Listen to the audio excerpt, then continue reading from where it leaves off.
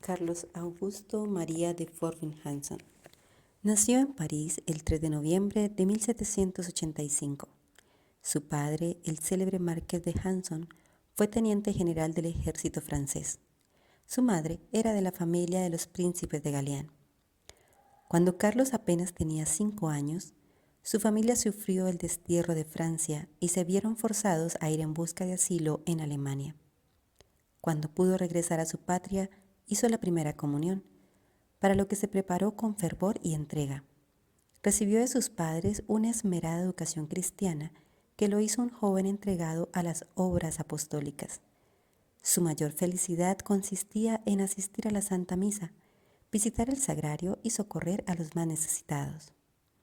Cuando tenía 21 años de edad, Napoleón lo nombró auditor en el Consejo de Estado y en 1808 Carlos Augusto sacrificó rango, riqueza y ambición para irse al seminario de los padres sulpicianos. Fue ordenado sacerdote en el año de 1811 en Chambéry por el obispo de esta ciudad, quien lo nombró vicario general. Además, por algún tiempo, fue rector del Seminario Mayor de Gap. Luego volvió a París, donde se entregó con dinamismo al trabajo con los niños en la parroquia de San Sulpicio. Carlos Augusto era un hombre cuya espiritualidad estaba orientada hacia la misión y mantuvo una conexión permanente con los padres de las misiones de Francia. Siguiendo el ejemplo de San Vicente, organizó misiones para combatir las doctrinas malsanas. Su elocuente voz ayudó a muchos a encontrar el camino de Dios. Su corazón y sus bienes siempre estuvieron dispuestos para atender a los más necesitados. Luego de muchas fatigas y trabajos, fue nombrado obispo de Nancy y de Toul y primado de Lorena. Su consagración episcopal tuvo lugar en Mont-Valérien, en la ciudad de París, el 6 de junio de 1824. A pesar de que siempre se desempeñó como un verdadero pastor, la revolución de 1830 lo separó de su feligresía. Se le conoció siempre su lealtad a la monarquía reinante. Desterrado en Alemania por el anticlericalismo que trajo la caída de la Casa de los Borbones, fue a arrodillarse a los pies del Santo Padre Gregorio XVI para pedirle una misión en el Asia, pero el Papa prefirió enviarlo a tierras americanas. Luego de haber construido casas de reposo para sacerdotes, ancianos y enfermos, se marchó en octubre de 1839 a Canadá, en donde desplegó durante 18 meses una infatigable actividad misionera. Era un hombre para quien todos los espacios le servían de basílica, montañas, ríos y lagos. Viajó a Nueva York, donde encontró un gran número de compatriotas, olvidados de la religión y tan solo ocupados en amontonar dinero. Los convocó y fue así como se inició la primera parroquia francesa en Nueva York.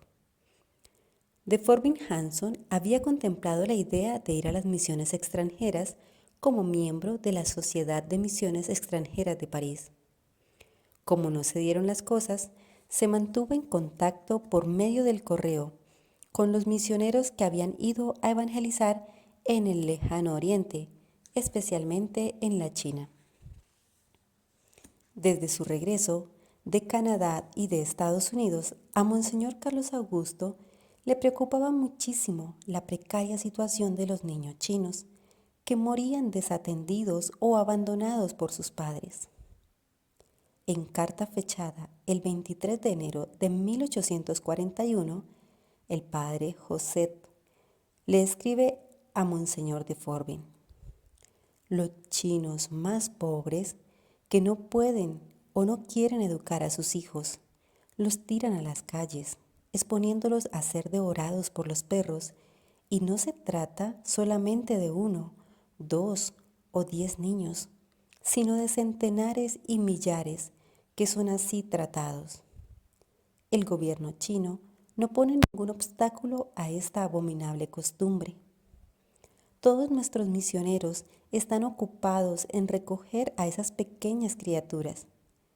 Las familias me dan a sus hijos por 6 francos, por 3 y hasta por nada, diciéndome que si no los acepto los harán morir. ¿Qué hacer entonces para solucionar tan grave problema? Después de una entrevista con Paulina Haricot en 1842 y del intercambio de ideas salió esta luz. Los niños cristianos salvarían la niñez pagana aportando 5 centavos al mes y rezando una oración diaria por ellos. Sería la rama infantil de la propagación de la fe. Pero el Consejo de la Obra en Roma no aprobó esa propuesta, pues dijo no contar con los recursos suficientes para sostenerla. Entonces Monseñor Carlos Augusto se decidió a lanzar la obra de la Santa Infancia como una asociación independiente. Su objetivo sería ayudar y rescatar a los niños en los países descristianizados con la colaboración de los niños cristianos. Monseñor Carlos Augusto reunió en París el 19 de mayo de 1843 a los superiores de los institutos misioneros y a otros simpatizantes para describirles la nueva asociación. Su proyecto fue acogido con mucho entusiasmo por todos sus invitados. Los primeros objetivos que se trazó la Santa Infancia fueron los siguientes: liberar de la muerte y de la miseria las vidas de los niños, bautizarlos y educarlos cristianamente, prepararlos para ser apóstoles de otros niños, orientándolos hacia una vocación y una profesión. Carlos Augusto se puso en camino con un puñado de colaboradores para dar a conocer su obra. Los primeros contactos se hicieron con maestros de escuela y con padres de familia, después con alumnos. Las madres se sintieron fuertemente impresionadas con la llamada a salvar a los niños de la China. Se convocó mediante cartas a los obispos de Francia, quienes apoyaron considerablemente la idea. El proyecto se transformó pronto en acción. Se aseguró entonces la participación de casi todos los obispos de Francia. Desde ese momento no se ahorraron viajes, correspondencia, esfuerzos y fatigas para darle vida a la obra. El obispo Forbin quería visitar sucesivamente la mayor parte de las naciones europeas, haciendo su propuesta de bautismo, educación y rescate a los niños. Y así, una vez asegurada la obra, quería embarcarse él mismo para la China, donde esperaba que Dios le haría la gracia de mezclar su sangre a la sangre del pueblo chino, que desde hacía 3 siglos subía al cielo clamando misericordia y verdad. Lastimosamente, la muerte interrumpió sus pasos el 11 de julio de 1844. La obra pronto abandonó las fronteras francesas y empezó a propagarse por toda Europa.